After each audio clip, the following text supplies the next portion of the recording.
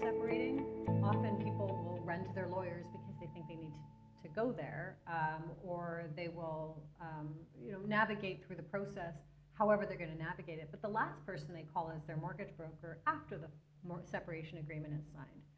So part of why I want to do this is because you need to handle your finances before that agreement becomes finalized. And the reason you want to do that in advance is because you might find out that although on paper you feel that you can afford this, and this towards this is what I'm going to do, you could find out long after that separation agreement, once it's signed, it's irreversible.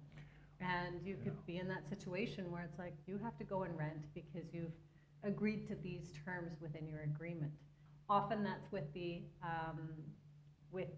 primary financial driver, the client, that the person that's making the most money will have to pay, the earner, the primary earner in the relationship, will have to pay spousal support, for example. And sometimes those spousal support payments are high enough that they will prevent you from basically being able to afford a mortgage. And so you're working your butt off. I have a great case where one was a high-level position, and the spouse was receiving spousal child support. And he's making close to 7 figures in income through his corporation and that kind of thing. How he files his taxes is, of course, a whole other discussion on mortgages. His spouse, because of the size of the spousal support, child support, has great living arrangements, not working.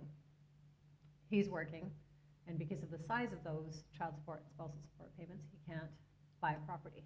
And so had there been a discussion around how to structure that prior to, there might have been different ways to work with him, work with her, work with the lawyer to determine, is there a better way to structure it in such a way that both partners can go on to have homes after all is said and done? And doing so before the ink is dry on the agreement, right?